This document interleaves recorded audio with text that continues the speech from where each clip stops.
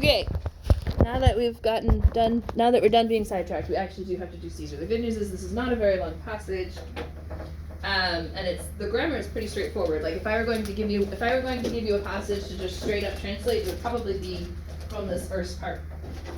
Okay, then he orders, and you're looking. Remember, anytime you see "you bet," anytime you see "you bet," you're looking for an infinitive. So, where is your infinitive here? You actually have two. Very good. Profikiski is an infinitive, and venire is an infinitive. Okay.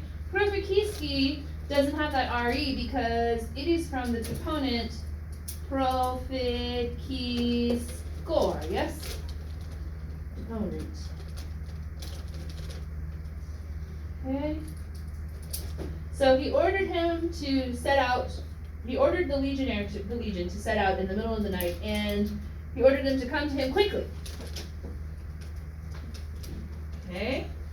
So that's just like translating it off the top of my head at the end of the week on Friday, and I'm tired. Yes, we just spent the last 10 minutes looking at animals. Right? Okay. So just to give you an idea, like this particular chapter is not bad. Can we agree on that? Yeah, pretty straightforward in the understanding department. Do you want me to read it to you still? Sure. Okay. Caesar, after the letter had been received at about the 11th hour of the day, immediately sends a messenger into the Bellovaci to Marcus Crassus the quaestor, whose winter camp was 25 miles from him. He orders the legion to set out in the middle of the night and to come to him quickly. Crassus departs along with the messenger. He sends another message to Gaius Fabius the legate that he should bring his legion into the Atrebates, where he knew that he had to travel, meaning Caesar. He writes to Labienus that he should come to the territory of the Nervii if he could do so without detriment to the state. He does not think that he should wait for the remaining part of the army because it was a little too far away. He quickly collects about 400 cavalry from the nearest winter camps. Okay, so why is Caesar doing all this rigmarole? What happened?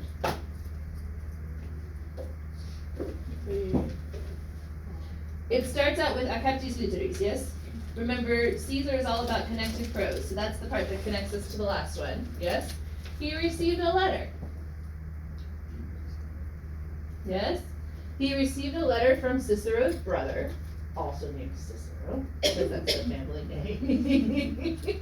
Okay, but the Cicero that Whipple loves to hate his brother. Okay? And he read that they've been pinned down by Ambiorix. Yes? And remember, we've read that they've been fighting for days, they're holding off, nobody gets to rest at night. Remember all of those things that's been happening this week. Yes?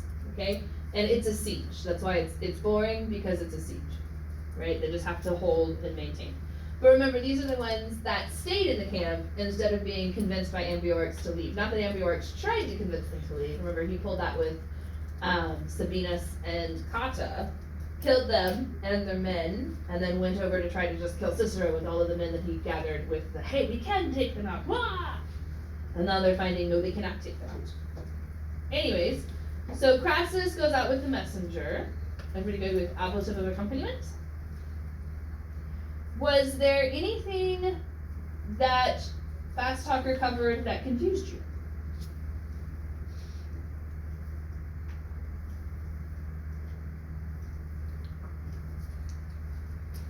No? Okay. So faciendum is interesting. Sciebat, everybody see that's going to trigger indirect statement. Right? It should anyways.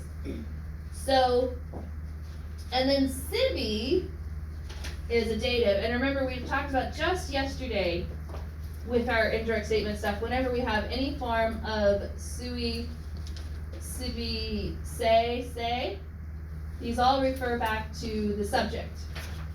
So whoever is doing the thinking is sibi, or knowing, right? Yes? So, faciendum, we're missing an est. SA, actually.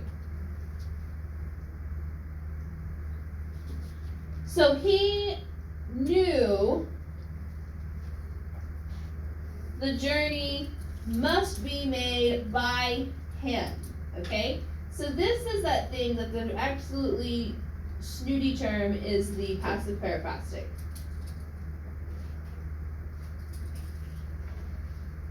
Passive periphrastic is a fancy term for two words in a passive phrase that expresses necessity. Okay?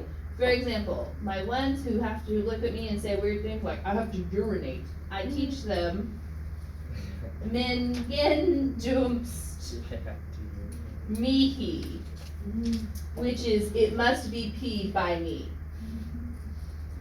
Yes? Okay? And you could just, it should be min gen dum est, right? But just like we say I can't and I'm, yes, the Romans had contractions, sorry. The Romans had contractions as well. So an example of that would be min gen dumst. So when you say, I have to go pee. Alright, Robert Munch had a book. Never? Like, do you guys know this book?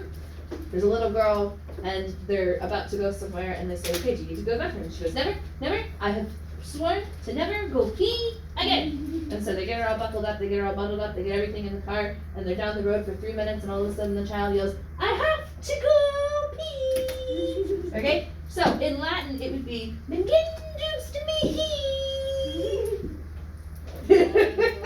My family quoted that Robert Munch book a lot. There were 4 of us. Someone always had to pee. Always. Anyways, so, but that's what's happening here. You see the ND. Yes? Okay, the ND that looks like the gerund or the gerundive for you. Here, it's just expressing necessity. It must be done. Okay? I'm not sure what's going on with the qua. Did Fast Talker tell you what's going on with qua?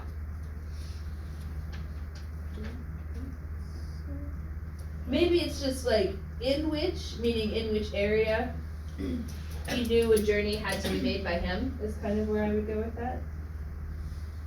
And then he wrote 2 Labienus. Everybody good with dative? Okay. And then we have here, everybody see posset? Tell me about posset. He's a weird He's a weird kid. Nobody likes a weird kid. What? It does trigger an infinitive, which is why we have fakara. But what I want you to really notice is that posset is an infinitive with an ending on it, which means that this is the imperfect subjunctive. Okay? And it's the imperfect subjunctive because it's part of a conditional, right?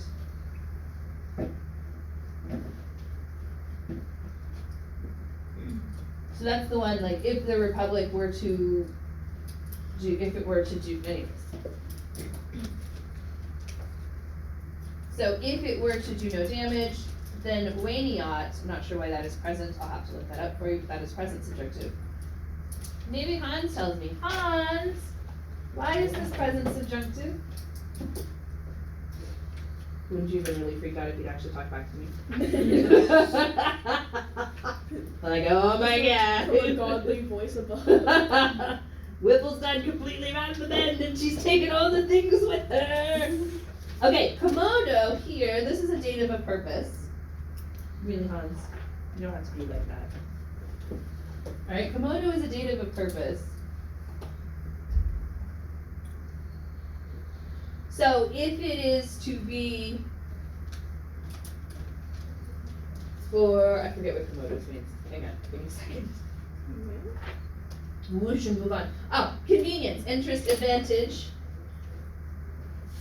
for the Republic. So then this is a dative of reference, or at least it should be. Yes. So if we have a dative of purpose and a dative of reference, what do we have? A double dative. I love the double dative. I just think it's so elegant. It expresses so much so quickly. Yes? We do this for the purpose of this, for this person. Yes? In reference to this person, for this purpose. Yes? I will get you more worksheets on explaining that a little bit better, but for right now that's what we got. Scribit si posset veniat. In indirect speech, the verb of an if clause becomes subjunctive, but the conclusion is represented with an accusative and infinitive construction. We find after scribit, however, a subjunctive in what might have been the conclusion, This means that in direct speech, Caesar had instead used an imperative, as commands are represented by the subjunctive in indirect speech. So this is an indirect command, is what I'm reading here. So that is why it is present. So I'm sorry, I'm having a yay, my brain still works moment where I'm